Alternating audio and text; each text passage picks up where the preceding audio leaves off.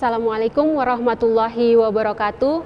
Waalaikumsalam warahmatullahi wabarakatuh. Bapak Ibu pemirsa TVRI di rumah, saya Rani Damayanti Kayoi dalam acara Menggapai Ridho Ilahi dengan tema Fikih Ibadah.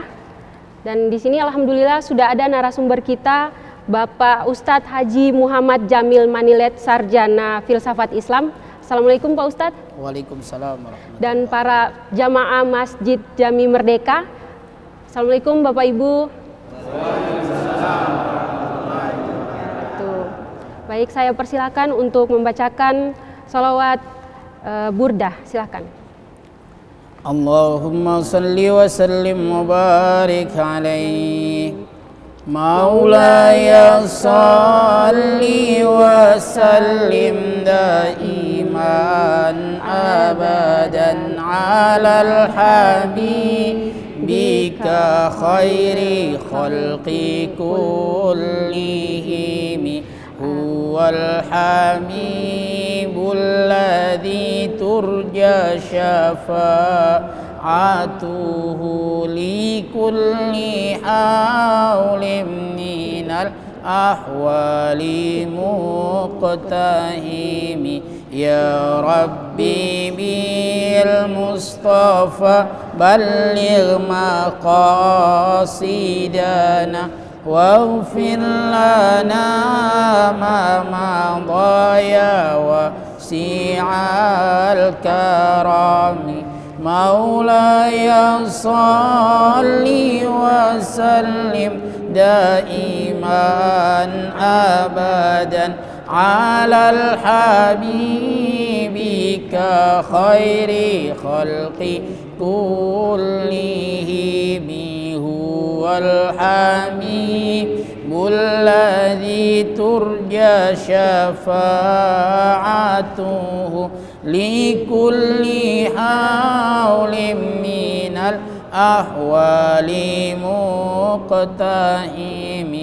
ya rabbi bil mustafa balligh maqasidana waghfir lana ma daya wasi'al karami Maulaya salli wa sallim daiman abadan alal habibika khairi khalqi kullihim huwal habibul ladzi turja syafa'atuhu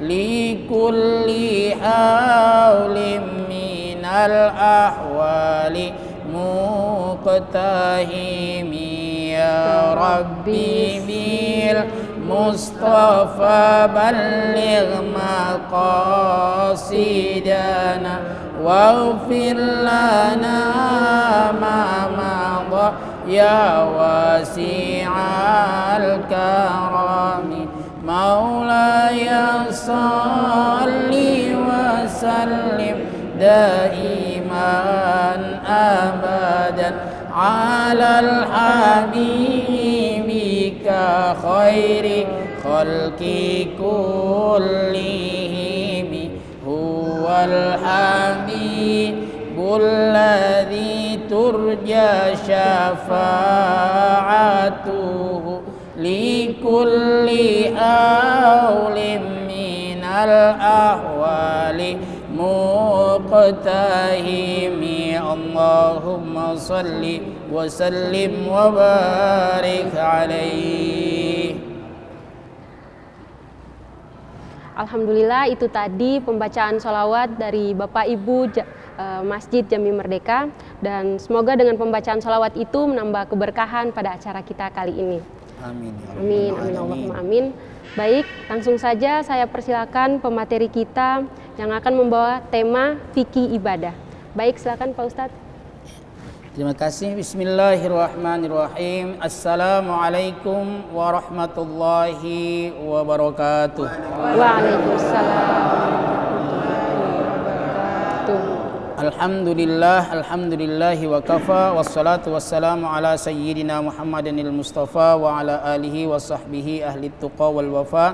Subhanaka la ilma lana illa ma 'allamtana innaka antal alimul hakim.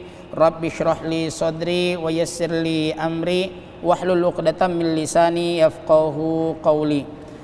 Bapak-bapak serta ibu-ibu yang dirahmati Allah Subhanahu wa taala, semoga kehadiran kita di tempat ini untuk sama-sama belajar dengan niat menghidupkan sunnah Rasulullah Sallallahu Alaihi Wasallam, yakni dengan talabul ilmi, menuntut ilmu, mencari ilmu, berbagi ilmu. Allah Subhanahu Wa Taala itu menurunkan syariat yang nanti dibimbing oleh Nabiullah Muhammad Sallallahu Alaihi Wasallam sebagai utusan Allah. Nah, syariat itu Allah turunkan mujmal, dia lengkap, keseluruhan Allah sudah turunkan. Terbukti dengan Allah berfirman, al-yauma akmaltu lakum dinakum, bahwa Allah sudah menyempurnakan agama itu, sehingga syariat yang di dalamnya itu ada perintah-perintah yang harus dijalankan, yang harus dilaksanakan oleh seluruh umat manusia, terutama nanti kepada orang-orang yang beriman. Namun untuk memahami perintah-perintah syariat itu butuh satu pemahaman. Bagaimana kita memahami perintah itu sehingga kita bisa mengambil tindakan yang sesuai dengan kehendak sang yang memerintah, yakni Allah Subhanahu wa taala. Disitulah dibutuhkan apa yang disebut dengan fikih. Awalnya fikih itu disusun oleh para ulama dalam semua lingkup bidang ilmu pengetahuan di dalam kajian agama. Tetapi kemudian dipartisi, dibagi-bagi agar lebih mudah untuk dipahaminya. Oleh karena itu nanti kita mengenal ada namanya fikih ibadah, ada namanya fikih dakwah, ada fikih muamalat. Nah, kajian kita kali ini adalah tentang fikih ibadah. Bagaimana kita memahami satu syariat, kemudian kita bisa melakukan syariat yang dituntut untuk kita melakukan satu ibadah. Lalu bagaimana cara kita melakukan ibadah tersebut? Contohnya, berbagai macam syariat di dalam Al-Quran. Salah satu contoh, Allah mensyariatkan supaya umat Islam, orang yang beriman itu menunaikan ibadah sholat. Maka kita perlu ada pemahaman kita tentang bagaimana perintah sholat itu. Syariat hanya berbicara tentang perintah sholat, tetapi bagaimana cara kita, tata laksana tentang melaksanakan sholat itu diatur di dalam fikih. Fikih itu yang nanti dikaji, yang nanti kita mengenal ada ulama 4 mazhab itu. Kita harus pilih salah satu. Kalau seandainya kita tidak mampu untuk memahami bahasa Arab, kita tidak mampu mengkaji ilmu-ilmu hadis, kita tidak mampu membaca literatur agama tentang kaidah-kaidah satu amalan syariat, maka kita perlu bertaklid. Kita harus mengikuti satu imam untuk mengikuti bagaimana tata cara melaksanakan perintah tersebut. Umpamanya lagi ada namanya perintah zakat. Allah memerintahkan, syariatkan bahwa nanti kita melaksanakan ibadah zakat. Begitupun demikian. Cara memahami kita harus mengikuti ulama-ulama yang soleh, ulama-ulama yang memang berpikir, mengkaji bagaimana cara memahami itu. Nah, nanti para ulama-ulama itu menyusun kitab-kitab fikih tidak begitu saja, tetapi mereka membuat metodologi. Nah, dengan metodologi inilah, dengan tata cara bagaimana menentukan yang disebut dengan istimbatul hukmi, menetapkan hukum, itulah yang nanti mereka sebut dengan ada ilmu yang disebut dengan usul fikih. Pokok-pokok dasar bagaimana kita bisa memahami agama itu. Dan kita patut bersyukur karena Allah sudah janjikan kepada kita, may yuridillahu khairan yufaqihullahu lahu fiddin. Kalau seandainya kita itu mampu memahami kaidah-kaidah fikih, bagaimana tata laksana melaksanakan suatu ibadah, itu berarti Allah hendak mengharapkan kepada kita menjadi orang yang baik.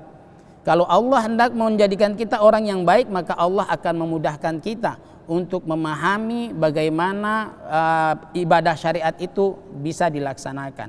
Inilah yang menjadi tabiat, inilah umat Rasulullah, janji dari Rasulullah Sallallahu Alaihi Wasallam.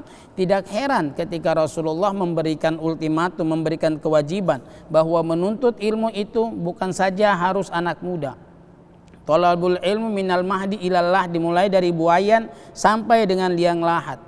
Masuk ke liang lahat, nah itu baru kita berhenti menuntut ilmu. Tidak bisa kita bilang ini kita sudah umur jadi nanti nggak perlu belajar lagi yang jelimet-jelimet. Ya tidak, itu yang namanya menuntut ilmu itu tetap ketentuannya dia wajib. Kewajibannya itu ya sama dengan kita ada syariat-syariat lain. Seperti nanti Allah mensyariatkan sholat, puasa, zakat, haji. Begitupun nanti ada thalabul ilmi, menuntut ilmu. Makanya nanti di Al-Quran Allah pun mengatakan bahwa fa'lam annahu la ilaha illallah, bahwa untuk memahami kalimat la ilaha illallah kita harus fa'lam, memiliki ilmunya. Ilmu itulah yang nanti ketika dikatakan sebuah ilmu maka harus ada metodologi. Metodologi itu adalah bagaimana tata cara kita untuk memahami ilmu tersebut. Nah itulah yang nanti disebut dengan fikih. Mungkin pengantar tentang fikih ibadah yang dimaksud itu seperti demikian. Tata laksana, tata cara kita bagaimana memahami syariat yang dituntun oleh Nabiullah Muhammad SAW. Mungkin demikian dulu. Semoga nanti kita diskusi lebih lanjut dalam season berikutnya. Mohon maaf dari saya. Ihdinas siratal mustaqim. Wassalamualaikum warahmatullahi wabarakatuh. Waalaikumsalam warahmatullahi wabarakatuh. Insyaallah itu tadi pemaparan terkait fikih ibadah. Saya yakin di sini pasti Bapak Ibu sekalian sudah punya banyak pertanyaan. Saya buka sesi pertama untuk 2 orang penanya, silahkan.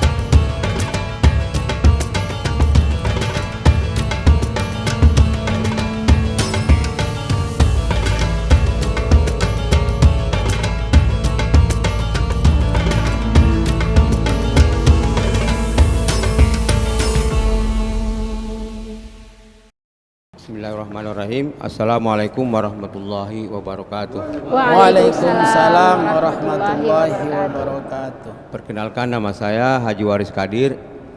Ini izin bertanya Pak Ustaz? Ya. Iya. Terkait masalah fikih ibadah ini, bahwa di dalam kehidupan kita bermasyarakat ini kan kebanyakan kita kalau ada keinginan tertentu maka biasanya mereka menyuap. Padahal Rasulullah SAW sudah jauh-jauh hari mengingatkan kepada kita bahwa orang yang menyuap dan disuap itu masuk neraka. Nah, ini yang ingin saya tanyakan, kira-kira menurut hukum Islam itu bagaimana Pak Ustaz? Mungkin saja demikian. Wassalamualaikum warahmatullahi wabarakatuh. Ya. Baik, Waalaikumsalam warahmatullahi wabarakatuh. Baik, silakan untuk penanya kedua. Terima kasih atas kesempatan yang diberikan kepada saya. Assalamualaikum warahmatullahi wabarakatuh. Waalaikumsalam warahmatullahi wabarakatuh. Nama saya Fitriani, mau bertanya Ustadz, bagaimana jika kita baru saja menjalankan operasi dan dokter menyarankan untuk tidak berpuasa dulu? Apakah wajib untuk kita membayar fidyah atau tidak? Terima kasih. Assalamualaikum warahmatullahi wabarakatuh. Waalaikumsalam warahmatullahi wabarakatuh. Baik Ustadz, itu tadi pertanyaan dari 2 penanya kita. Yang pertama, beliau menanyakan bagaimana sih hukum Islam dalam Islam memandang dalam kasus suap menyuap itu. Ya, silakan Ustadz. Iya. Terima kasih pertanyaannya. Bismillahirrahmanirrahim. Rabbi shrah li sadri wa yassir li amri wahlul 'uqdatam min lisani yafqahu qawli. Jadi memang fikih itu dia masuk di dalam semua lini kehidupan. Bahkan dia mengatur mulai dari kita buka mata sampai nanti tutup mata, tidur nanti. Mulai dari kita lahir dari rahim ibu sampai dengan nanti kita masuk di dalam liang lahat. Fikih dia mengatur semua. Sehingga tadi pertanyaan bagaimana nanti, apalagi nanti kalau sudah musim-musim dekat pemilu, dekat-dekat pilkada, maka itu banyak orang-orang soleh, banyak orang-orang yang ingin bersedekah, bagi-bagi. Nah itulah yang kemudian nanti dikenal dengan ar-rasyu wal murtasi finnar, mungkin yang hadisnya tadi itu ya, bahwa orang yang menyuap dan orang yang disuap itu di dalam neraka.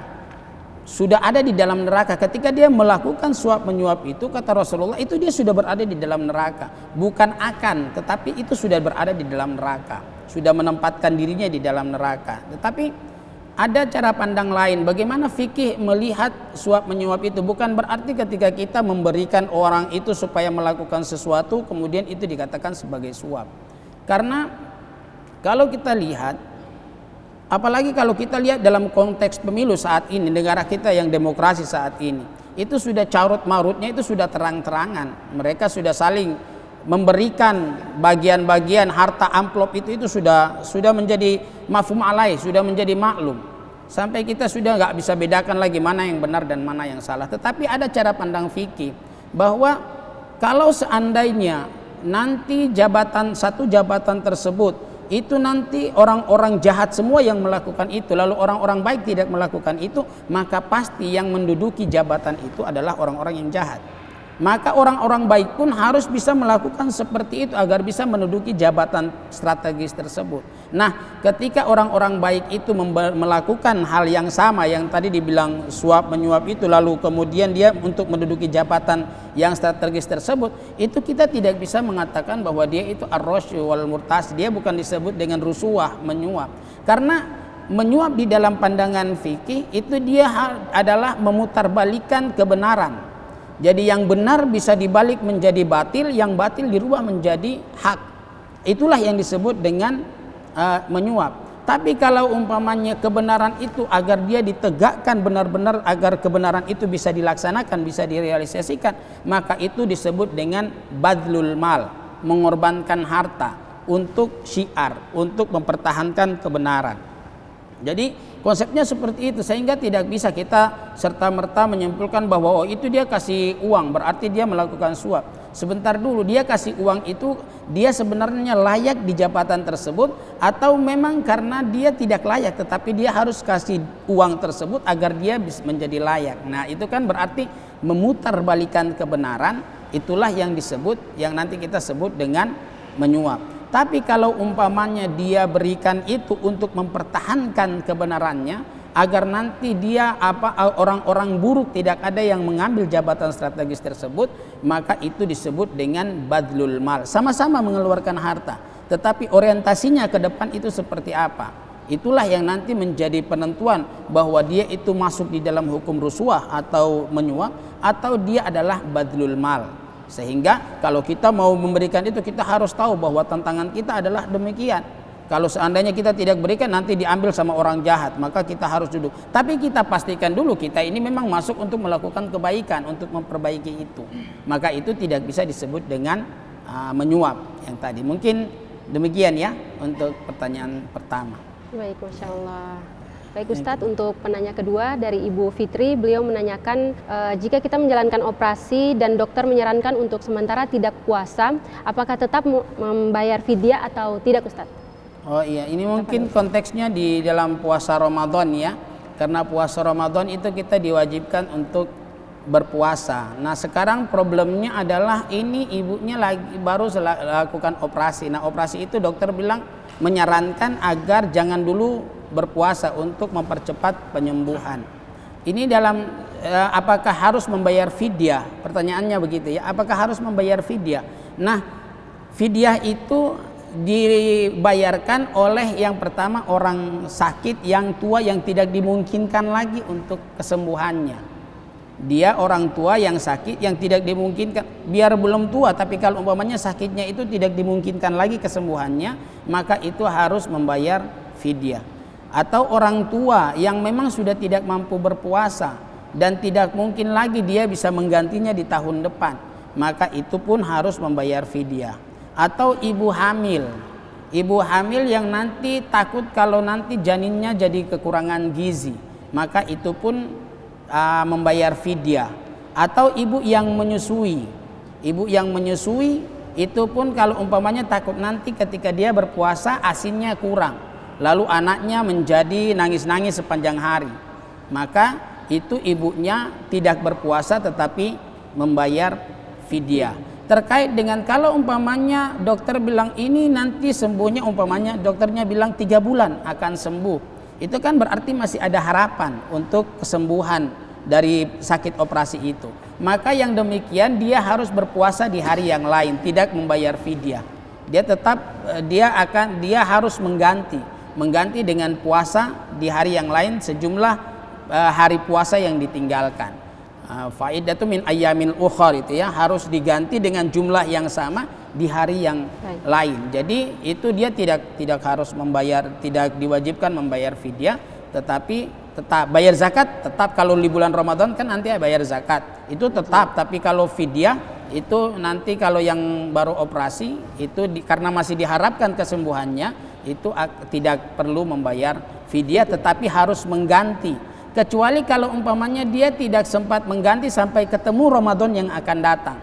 Nah itu dia wajib membayar fidyah, bukan karena operasinya itu, bukan karena sakitnya itu, tetapi karena dia tidak sempat mengganti puasa Ramadan selama 1 tahun sampai ketemu Ramadan berikutnya, itu pun wajib membayar fidyah. Umpamanya kalau ini ketika ibu-ibu kan biasanya ada bulanan itu ya, terus kemudian selama 1 tahun itu tidak sempat mengganti puasanya sampai dengan masuk Ramadan, maka dia itu harus membayar fidyah dan harus mengganti puasa yang tahun kemarin ditinggalkan itu. Jadi itu masalah fidyah seperti demikian, mungkin seperti demikian. Baik Ustaz. Nah selanjutnya saya buka sesi kedua untuk 2 orang penanya. Silakan Bapak Ibu. Baik Pak, silakan. Bismillahirrahmanirrahim. Assalamualaikum warahmatullahi wabarakatuh. Waalaikumsalam warahmatullahi wabarakatuh. Terima kasih atas kesempatan dan waktu diberikan kepada saya. Saya Jak Malawat dari Takmir Masjid Jami Merdeka Manokwari. Pak Ustadz, ingin saya bertanya, dalam keseharian sholat berjamaah 5 waktu, kita sering mendapatkan imam salah baca ayat atau dalam arti keliru. Apakah sholat kita itu sah? Kalau memang demikian yang kita jumpai, apa tindakan kita selanjutnya? Demikian pertanyaan yang saya tanya. Itu saja. Wabillahi taufiq wal hidayah. Wassalamualaikum warahmatullahi wabarakatuh. Waalaikumsalam warahmatullahi wabarakatuh. Baik, saya buka sesi kedua untuk 1 orang penanya. Ya, silakan. Assalamualaikum warahmatullahi wabarakatuh. Waalaikumsalam warahmatullahi wabarakatuh. Terima kasih atas kesempatan yang diberikan kepada saya. Nama saya Nana Yuliati. Saya ingin bertanya Ustadz, mengapa orang yang meninggal di bulan suci Ramadan harus membayar fidyah dan zakat fitrah, padahal orangnya sudah tidak ada lagi di dunia ini? Makasih Pak Ustadz. Baik, terima kasih Bu. Iya Ustadz, itu tadi dari jamaah sudah menanyakan dua pertanyaan. Yang pertama dari Bapak Jack Malawat, beliau menanyakan bagaimana jika saat kita sholat berjamaah imam keliru dalam membaca ayat, bagaimana kita sebagai jamaah, apakah sholat kita sah atau apa yang harus kita lakukan saat imam keliru membaca surat tersebut? Ya Ustadz, silakan Ustadz. Bismillahirrahmanirrahim. Kalau umpamanya sholat itu ada namanya rukun qauli, ada namanya rukun fi'li. Kalau umpamanya kesalahan itu dia berupa rukun fi'li, fi'li itu dia perbuatan, gerakannya fi'li itu ya. Kalau umpamanya seperti kelebihan rokaat atau nanti ada salah satu rukun yang ditinggalkan, gerakan rukun, nah itu kita ingatkannya itu dengan subhanallah. Tetapi ketika kita ingatkan ternyata imam itu sudah bergerak, umpamanya imam sudah 4 rakaat, tetapi kemudian imam masih tetap lanjut berdiri. Lutut kalau sudah terangkat dari lantai, kemudian kita sudah subhanallah, imam baru sadar bahwa itu ketinggalan, itu kan imam dia harus berdiri lurus, tidak boleh duduk lagi karena lutut sudah terangkat. Kecuali kalau lutut belum terangkat, ada bilang subhanallah, dia bisa langsung duduk. Tetapi kalau lutut sudah terangkat, itu maka imamnya dia harus berdiri. Nah ketika imam dia terus berdiri, itu kita juga harus ikut berdiri, karena kalau kita tetap duduk berarti kita mungkote. Mungkote itu artinya kita sholatnya sudah terputus, kita sudah tidak dihitung berjamaah lagi. Itu kalau yang fi'li. Kalau ingatannya kan kalau yang laki-laki itu dengan membaca subhanallah. Kalau dengan ibu-ibu, kalau ibu-ibu kan dengan menepuk tangan. Itu kalau rukun fi'li tadi, gerakan. Tapi yang dipertanyakan itu kan bagaimana dengan rukun qauli, umpamanya yang bacaan. Kalau dia bacaannya itu surat-surat selain surat Al-Fatihah, maka itu ya kita lanjutkan, ingatkan dengan bacaan. Kalau umpamanya imam dia terus baca saja, maka itu tidak menjadi problem juga. Karena kan tetap kita sudah memperbaiki, kita ini kan sholatnya sholat berjamaah, kita kelompok, jadi bisa saling melengkapi. Bahkan sampai di surat Al-Fatihah. Nah ini kan kalau kita jalan umpamanya ke Warmare, ke SP, di daerah-daerah terpencil itu ya, kemudian kita sholat jamaah. Nah itu kan kita jadi makmum begitu. Itu kan kadang-kadang itu kita yang, apalagi kalau ibu-ibu yang pernah belajar tajwid, bapak-bapak yang sudah belajar tajwid, waduh ini bacaannya ini bagaimana huruf. Tapi itu ya tetap sholatnya tetap disebut dengan sholat yang sah. Karena kita memperbaiki bacaan kita itu dengan kemampuan kita. Yang punya kewajiban untuk memperbaiki bacaan itu yang mengerti ilmu tajwid. Kalau dia tidak mengerti ilmu tajwid, dia santai-santai aja, karena Allah tetap menghitung dia itu sebagai ibadah. Itu kan sudah, malah itu lebih keren, pahalanya bisa lebih besar itu. Karena dia dengan bacaan yang sudah terbata-bata berusaha semaksimal mungkin bisa baca, itu masih mau untuk melaksanakan ibadah, mau sujud. Itu justru nanti membuat iblis itu dia iri. Coba bayangkan iblis itu, orang yang sudah bertahun-tahun ahli ibadah, disuruh sujud sama Allah kepada Adam, itu iblis gak mau. Sehingga kalau orang yang seperti itu, dia mau sujud saja, itu iblis, wah dia begitu dia mau, saya waktu itu sudah paham tapi masih gak mau. Justru buat iblis iri. Nah bagaimana dengan umpamanya dia itu surat Al-Fatihah. Al-Fatihah kemudian ada kesalahan baca, itu tetap kita makmum ingatkan dengan bacaan. Kalau imam baca terus, perbaikan kita dengan membaca yang fasih itu sudah mencukupi. Jadi tidak perlu nanti terus kita bilang imam ini nanti begini, kita tidak. Sholatnya tetap terhitung sebagai sholat yang sah. Karena kalau kita mau pakai kaidah fikih yang ideal, ada namanya hadul a'la, batas tertinggi, bahwa imam itu idealnya dia harus fasih, memahami ilmu fikih, dia itu diridhoi sama kaumnya, bi qaumin radin, di kaumnya itu dia menjadi orang yang ridho. Kalau ini semua kita mau ikuti aturan yang ideal seperti ini, berarti kita harus polling dulu dong. Ini kira-kira mana ini yang diridhoi ini nanti wah ini enggak suka, ini enggak suka. Akhirnya nanti repot sholat berjamaah enggak jadi, enggak ada yang jadi ngimami. Makanya kita sederhanakan sholat itu. Yuridullahu bikumul yusra wala yuridu bikumul usra. Allah membuat fikih itu agar menghendaki umat manusia ini menjadi kemudahan, ada kemudahan, bukan untuk menyulitkan. Jadi kalau ada fikih yang kemudian menyulitkan kita membuat satu ketetapan, itu berarti berbahaya itu.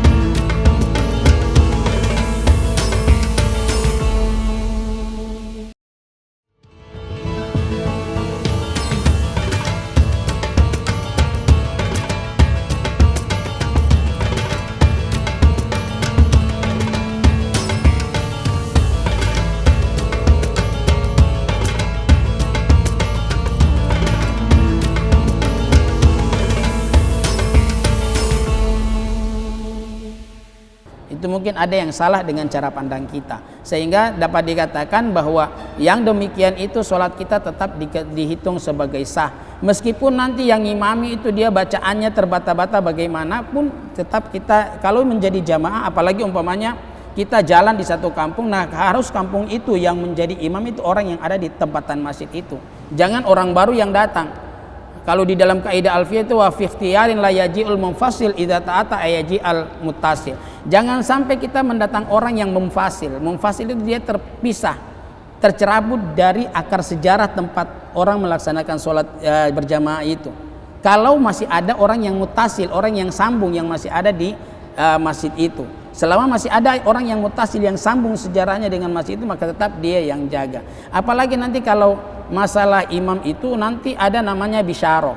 Bisyarah yang uangnya itu ditanggung oleh jamaah. Ketika imam, kita mau menjadi imam, kita memimpin imam, ketika belum ada bisyarah, itu dia menjadi sunnah. Itu terserah kita mau duduk ya kita laksanakan, kita mau jadi imam tidak jadi imam itu ya sudah sunnah saja.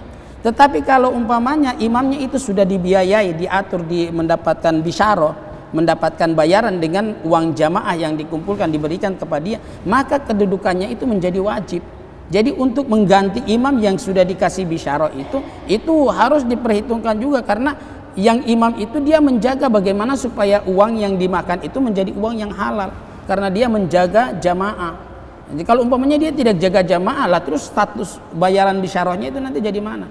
Jadi itu yang harus kita harus kita pahami bersama, supaya jangan sampai wah kok imamnya begini terus ini nanti begini, nanti sholat kita itu tidak ada. Karena siapapun, Rasulullah mengatakan sallu khalfaman qala la ilaha illallah, sholatlah kalian di belakang orang yang membaca la ilaha illallah. Selama dia sudah pernah mengucapkan la ilaha illallah, maka sah kita sholat di belakang dia selama gerakannya masih sama.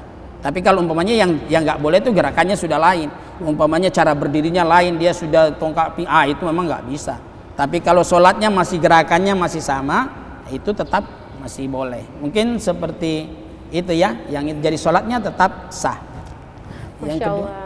Ya, baik Pak Ustadz, betapa sempurnanya syariat Islam mengatur sholat. Ya, itu tadi.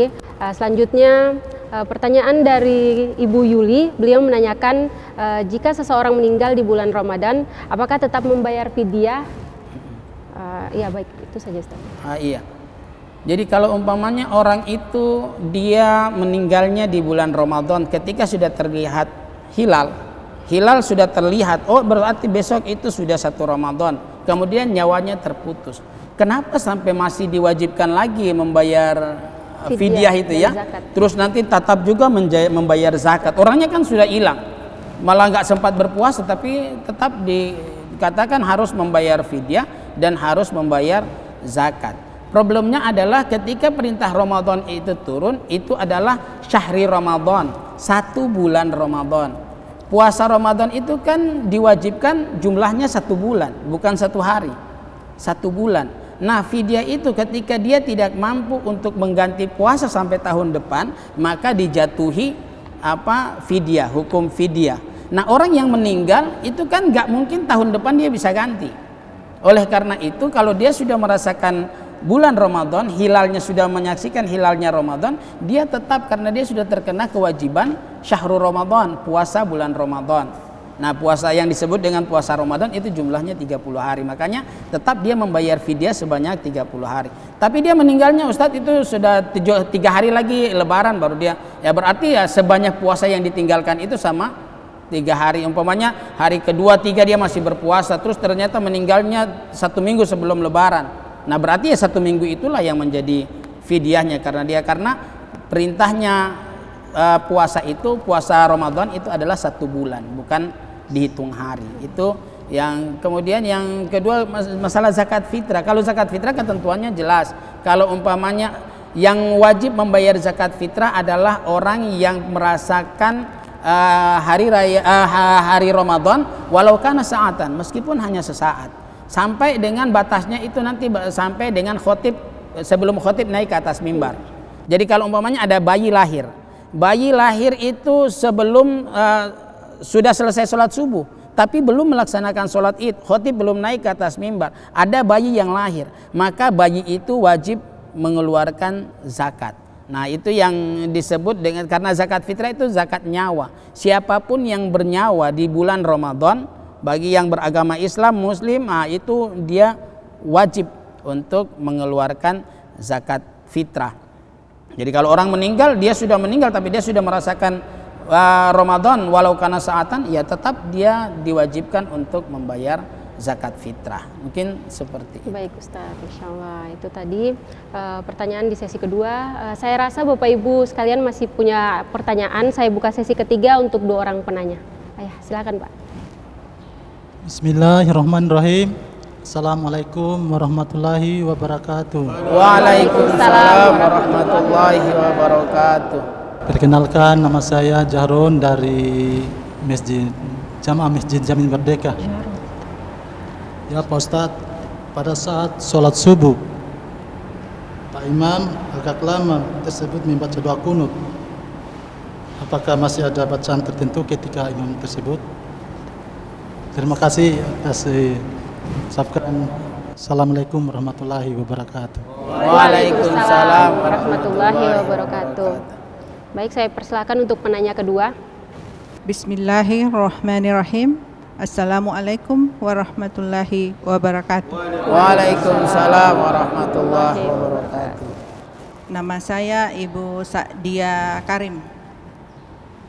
Pak Ustadz, saya mau bertanya nih, bagaimana jika tes masuk perguruan tinggi, anak saya nilainya layak, tapi dimintai uang agar dapat diluluskan? Jika saya berikan, apakah itu sudah termasuk suap? Terima kasih. Assalamualaikum warahmatullahi wabarakatuh. Waalaikumsalam warahmatullahi wabarakatuh. Baik Ustadz, sudah ada dua penanya. Dari penanya pertama, beliau menanyakan bagaimana jika pada sholat subuh ketika imam membacakan doa kunut lalu terdiam, apakah ada bacaan lain setelah doa kunut itu Ustadz? Oh, iya. Baik Ustadz. Terima kasih pertanyaannya. Bagus, itu kalau yang rajin sholat subuh pasti ketemu problem itu ya, yang rajin. Yang tidak punya problem itu kan yang jarang sholat subuh. Kalau jarang sholat subuh ya nggak ketemu problem itu. Kalau itu loh, ini kok imam sudah baca doa kunut terus diam, tapi nanti ada lagi bacanya lagi terakhir baru langsung sujud.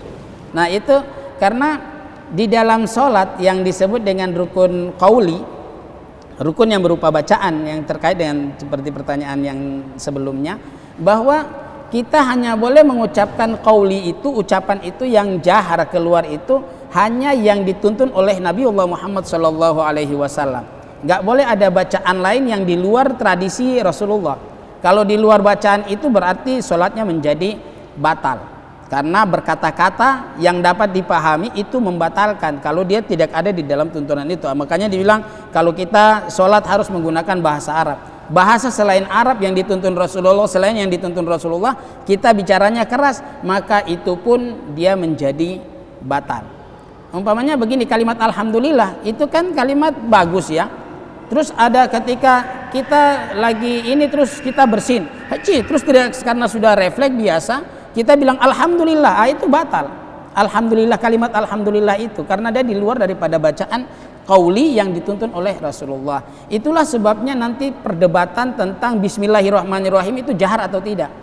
Karena ada yang mengatakan bahwa bismillahirrahmanirrahim itu bukan ayat Al-Quran.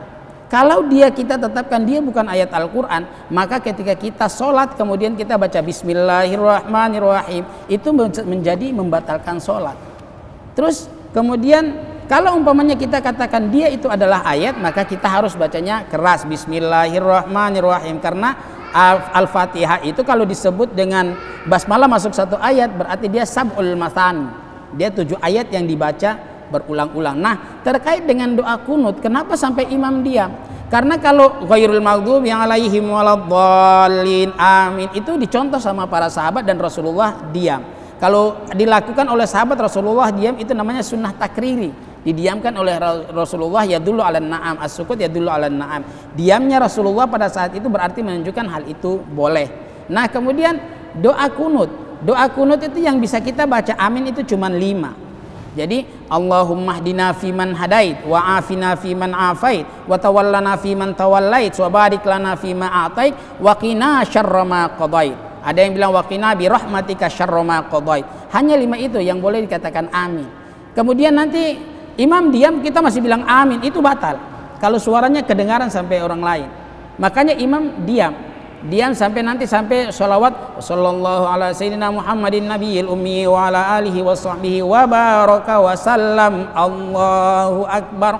Itu kita nggak bilang amin, langsung Allahu akbar langsung turun. Kalau kita bilang amin berarti batal, karena aminnya itu hanya 5 kali di dalam doa kunut. Kalau kita bicara, itu nanti bisa membatalkan. Itulah fungsinya kenapa sampai imam kalau doa kunut itu pasti nanti ada diamnya, dia berhenti. Nanti jangan sampai pikir imam dia mungkin dia lupa itu, coba ingatkan itu jadi problem itu nanti. Jadi diamnya imam itu bukan karena lupa, tetapi takut jangan sampai nanti ketika dibaca terus dikira masih doa terus jamaah bilang amin. Nah ketika jamaah bilang amin nanti membatalkan sholat, itu berbahaya, kasihan jamaahnya. Mungkin demikian kalau untuk masalah doa kunut. Jelas ya? Baik, Kalau doa Ustaz. kunut. Ya. Terima kasih. Pertanyaan selanjutnya dari Ibu Sa'dia. Beliau menanyakan bagaimana jika tes masuk perguruan tinggi, anak saya nilainya layak tetapi diminta uang agar diluluskan. Jika saya berikan, apakah itu sudah termaksud menyuap? Ya. Silakan, Terima Ustaz. kasih pertanyaan ini sering terjadi di lapangan ya kalau sudah perguruan tinggi, apalagi yang ramai itu fakultas kedokteran, pokoknya fakultas yang keren-keren itu biasanya kalau mau masuk anaknya lulus, nilainya mencukupi itu, tapi nanti kalau mau masuk itu harus bayar dulu. Kalau umpamanya tidak bayar ya sudah, nanti berikan sama orang lain. Nah ini dia konsepnya sama dengan rusuah tadi itu, yang ar-rasual murtasi itu, dia menyuap. Cuman kalau umpamanya kita yakin bahwa anak kita ini layak, dia mampu, dia bisa berada di tempat itu dan itu dia layak, maka tetap hukumnya sama. Berarti kalau kita berikan itu tidak bisa disebut dengan menyuap, tetapi kita badlul mal, kita mengorbankan harta. Semoga nanti ketika anak kita duduk di situ, dia karena dia mampu, dia layak, dia jalan dengan cara yang baik, kita ingatkan dia agar nanti di kemudian hari dia tidak melakukan hal itu dan membersihkan perbuatan-perbuatan yang demikian. Karena kalau umpamanya kita bilang ini nanti kita takut suap, jadi kita nggak usah bayar, biarin saja, maka selamanya barang itu akan kotor terus. Lalu siapa yang nanti masuk ke dalam untuk membersihkannya? Justru dengan kita bayar itu, semoga nanti anak kita masuk karena kita bekali dia dengan ilmu agama, insya Allah dia bisa menyingkirkan, sehingga nanti akan datang ketika dia jadi panitianya, dia bisa menghilangkan tradisi-tradisi seperti itu. Nah itu namanya kita badlul mal, mengorbankan harta. Jangan sampai sudah dia masuk, sudah karena ini nanti kita takut suap, jadi sudah nggak usah masuk lah, kamu cari yang lain. Itu kadang-kadang kita pikirnya kalau dalam bahasa fikih itu bukan takut menyuap, tapi memang orangnya pelit, nggak mau golerin uang, nggak mau berkorban untuk anaknya. Jadi cara pandangnya itu fikih begitu. Tapi kalau umpamanya kita niatkan dia harus masuk supaya dia mengubah tradisi-tradisi yang buruk, maka kita harus loloskan itu. Itu bukan disebut menyuap, tetapi badlul mal, mengorbankan harta demi mempertahankan kebenaran. Kalau kita niatnya demikian, maka itu tidak disebut dengan menyuap, tetapi untuk mempertahankan kebenaran. Kita mengeluarkan harta untuk mengeluarkan kebenaran, apapun bentuknya tidak bisa disebut dengan menyuap, tetapi itu adalah badlul mal. Kalau yang disebut dengan menyuap adalah kita mengeluarkan harta agar yang awalnya benar bisa dirubah menjadi salah, yang awalnya salah bisa berubah menjadi benar. Nah itulah baru disebut dengan menyuap. Mungkin demikian ya. Baik Ustadz, Masya Allah. Jadi segala sesuatu bentuk ibadah itu tergantung niat ya Ustadz? Tergantung niat. Masya Allah. Baik Ustadz, terima kasih. Alhamdulillah Bapak Ibu sekalian, pemirsa TVRI yang berada di rumah, kita telah sampai di penghujung acara. Kesimpulan yang dapat saya sampaikan terkait fikih ibadah, yaitu bagaimana kita sebagai seorang muslim dituntut beribadah sesuai syariat yang dijelaskan dalam fikih ibadah, agar nikmat keiman dan Islam kita sesuai dengan tuntunan syariat yang dicontohkan oleh Nabiullah Nabi Muhammad SAW. Dan semoga Allah Subhanahu Wa Taala melapangkan dan melancarkan kita beribadah di bulan suci Ramadan. Amin, amin. Amin ya rabbal alamin. Saya Rani Damayanti Kayoi mewakili seluruh kerabat kerja yang bertugas mengucapkan terima kasih. Assalamualaikum warahmatullahi wabarakatuh. Waalaikumsalam warahmatullahi wabarakatuh. مولاي صل وسلم دائما أبدا على الحبيبك خير خلق كلهم هو الحبيب الذي ترجى شفاعته لكل حول من الأحوال مقتهم هو الحبيب الذي ترجى شفاعته لكل حول من الأحوال مقتهم يا ربي بالمصطفى بلغ مقاصدنا واغفر لنا ما مضى وسع الكرم مولاي صل وسلم دائما أبدا على الحبيب خير خلق كلهم هو الحبيب الذي ترجى شفاعته لكل حول من الأحوال مقتهم يا ربي بالمصطفى بلغ مقاصدنا واغفر لنا ما مضى يا واسع الكرم مولاي صل وسلم دائما أبدا على الحبيب خير خلق كلهم هو الحبيب الذي ترجى شفاعته لكل حول من الأحوال مقتهم يا ربي بالمصطفى بلغ مقاصدنا واغفر لنا ما مضى يا واسع الكرم مولاي صل وسلم دائما أبدا على الحبيب خير خلق كلهم هو الحبيب الذي ترجى شفاعته لكل حول من الأحوال مقتهم اللهم صل وسلم وبارك عليه